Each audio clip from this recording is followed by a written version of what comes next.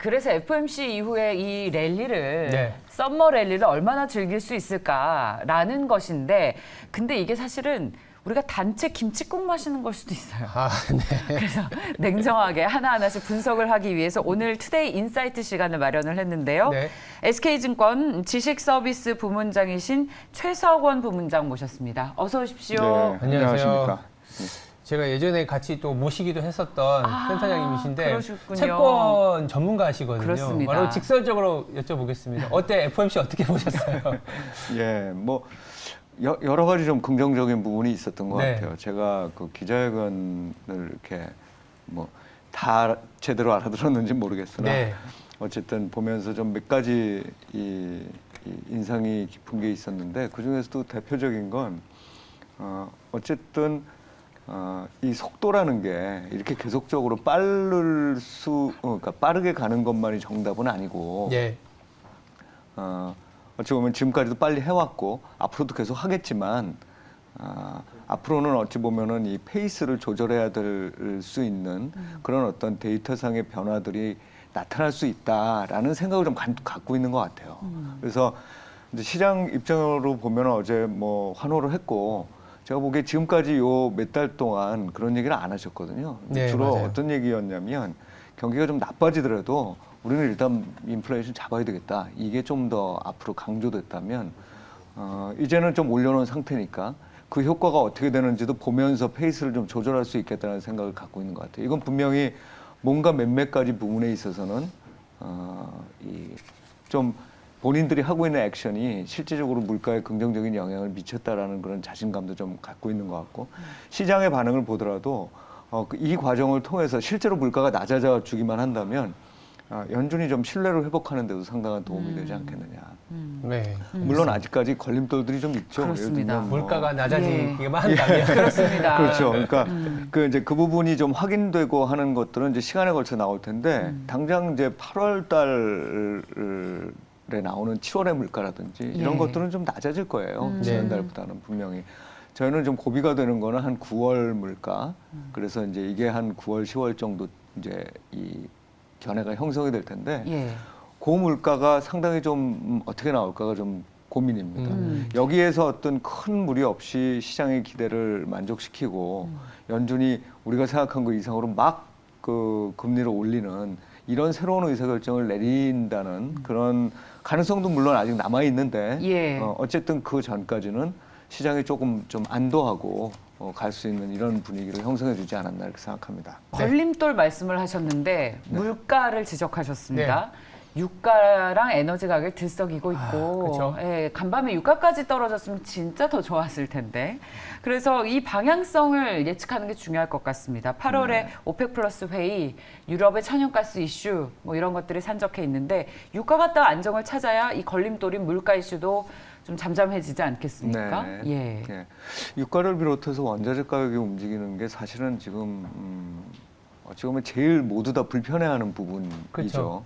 그리고 그 기본적인 어떤 동력이라는 게 경제적인 이유도 있지만 또 정치적인 이유도 있고 또 시점을 정확하게 우리가 예상하지 못한다는 부분들도 있어요. 근데 분명한 거는 과거보다는 좀 높은 에너지 가격이나 원자재 가격이 유지될 수밖에 없다는 데 대해서는 다 동의하는 것 같아요, 일단.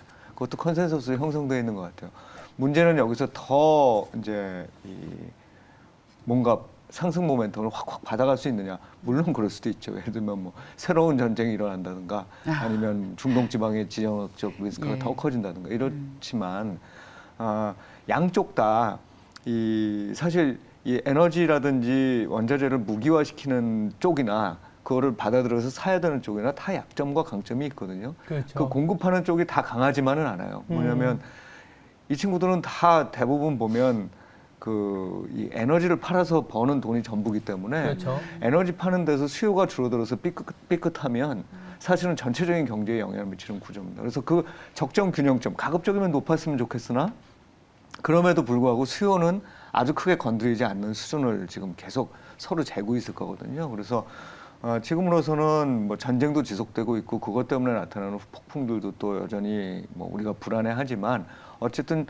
고점 부근에서 계속 움직이긴 하되 추가적으로 상승을 확 하는 이벤트들이 별로 없다고 보면 이번에 이제 8월 3일 날 있을 뭐 오펙 회의라든지 네. 또는 뭐 러시아와의 그 관계, 특히 이제 유럽 쪽에 지금 굉장히 많이 올라가고 있잖아요.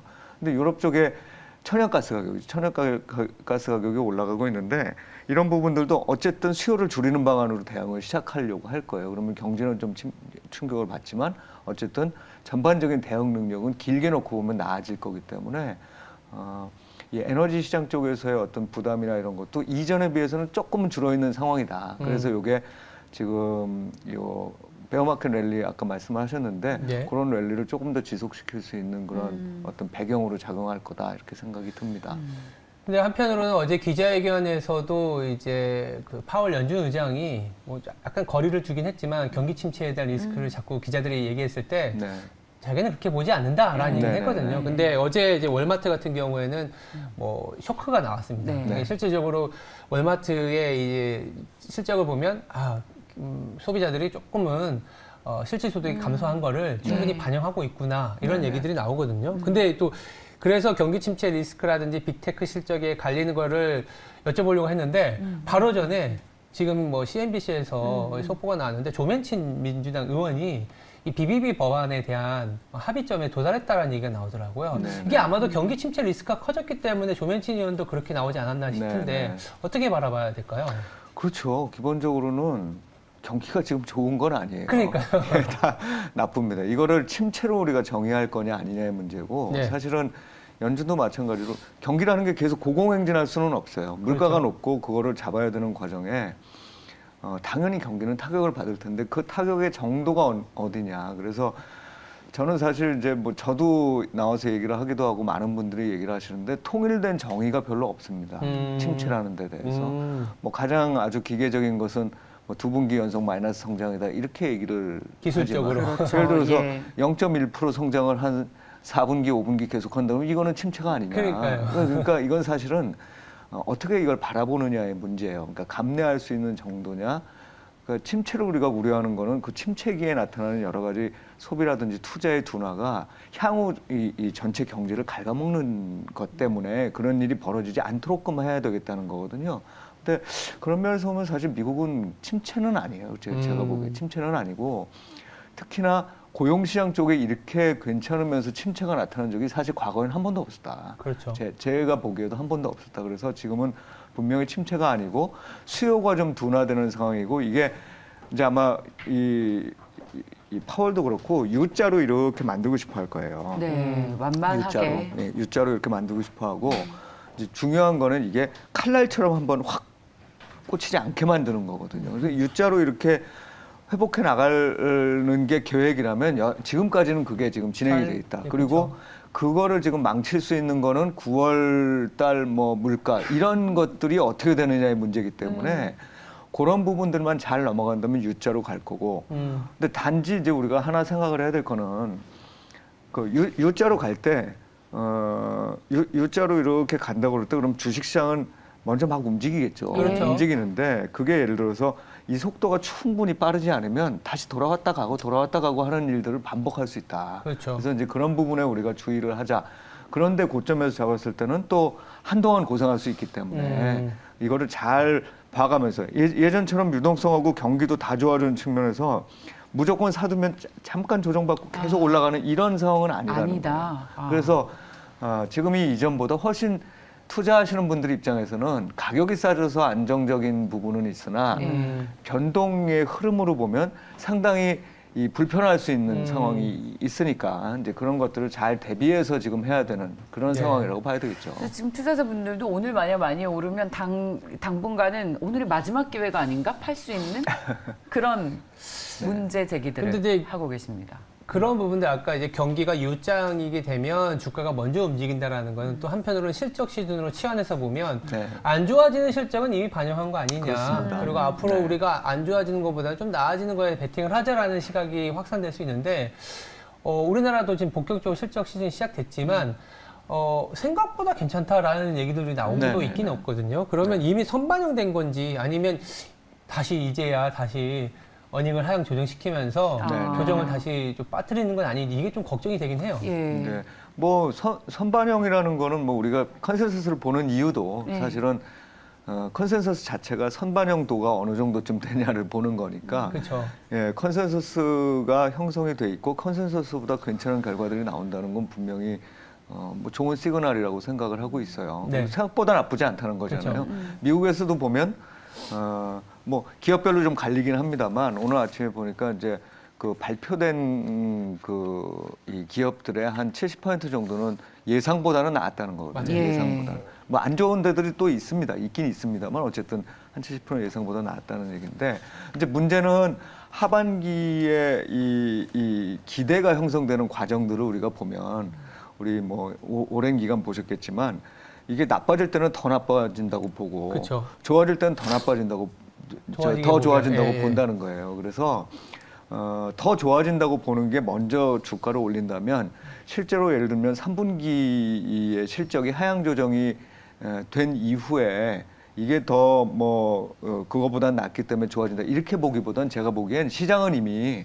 3분기의 실적이 생각보다 별로 나쁘지 않을 것 같은데 라고 할 거예요. 네. 그러고 난 다음에 U자형 커브에서 이게 그렇게 썩 생각만큼 좋지 않다는 이런 흐름으로 갈 가능성이 매우 높은 상황이기 때문에 저는 사전에 반영하고 그 다음에 다시 조정받고 하는 일들이 아직은 예. 좀 진행되면서 증시가 오르는 이런 모습이 아닐까 생각을 하고 있습니다. 네.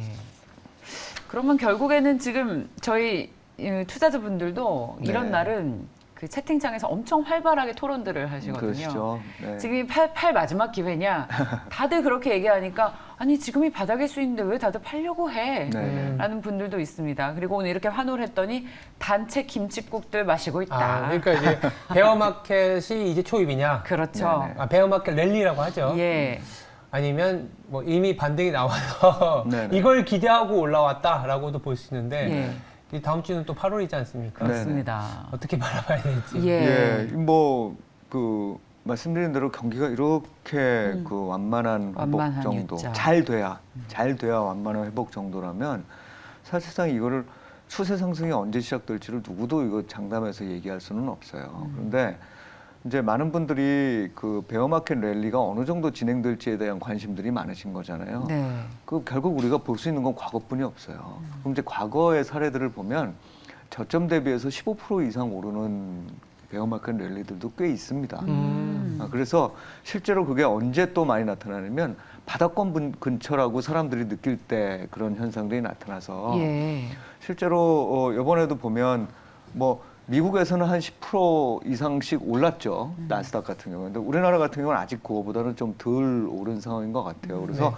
그냥 저는 베어마켓 랠리의 중간이라고 보고 8월 정도까지는 괜찮을 거다. 네. 대신에 이제 8월 물가, 이제 9월 물가 이런 것들에 대한 어떤 그 긴장감들이 다시 생길 수 있는 때가 되면 또 조정받을 수 있는 여지가 충분히 있기 때문에 특히 우리나라 같은 경우에는 이런 물가 상승이라는 게 연말까지 이어질 수도 있거든요. 맞아요. 그래서 이제 그런 부분들을 좀 고려해서 8월 중 어느 시점 정도쯤 되면 조금 정리하고 다시 또 기회를 보는 이런 식의 좀 기대 수익률을 낮추고 단기 대응하는 이런 형태의 움직임이 조금 더 유리하지 않을까 생각을 합니다. 네. CNBC에서 속보가 나왔네요. 미국 상원에서 반도체 생산과 중국 경쟁 촉진에 대한 법안이 통과가 됐습니다. 네, 치포 동맹과 관련된 건 예. 사실 예상했었던 부분이고요. 예. 아마 이번 주 내로는 뭐 바이든 대통령이 또 설명하지 않을까 생각합니다. 그러니까 반도체 업종, 특히 대형주에 호재가 될 만한 소식들이 계속 나오고 있는 네. 새벽이네요. 네. 좋습니다. 오늘 정말 중요한 날에 부총장님께서 나와주셔서 저희가 많은 도움을 받았습니다.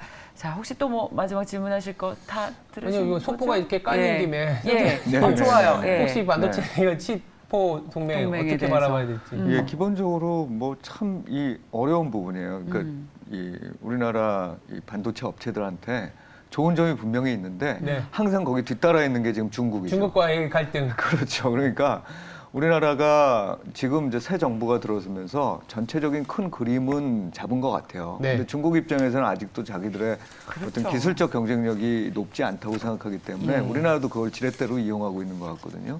근데 사실은 그 부문 이외에 다른 데서 아직까지 특별한 어떤 그 액션을 중국이 취하지 않았다는 점은 오히려 불안해요. 아, 이게 어느 쪽으로 나타날지에 튈지 대한 모르죠. 예, 예. 그래서 사실 그냥 막상 그 뭐 단기적으로는 이런 소식들이 들려서 좋긴 한데 막상 이렇게 안심만은 할 수 없는. 그렇군요. 그래서 오히려 이 불똥이 다른 업종으로 튈 수 있는 거 아니냐라는 생각을 좀 해봐야 되는 이런 뉴스라고 생각이 드네요. 아, 그럴 수도 있겠네요. 네, 또 이러다 중국에 수출 못하게 되면 어떡하나라는 걱정도 늘 있고 부부장님 오늘 나오셔서 자주 나와달라는 그런 우리 시청자분들의 환호가 있습니다. 예, 자 SK증권 지식 서비스 부문의 최석원 부문장과 함께했습니다. 고맙습니다. 네, 고맙습니다. 감사합니다.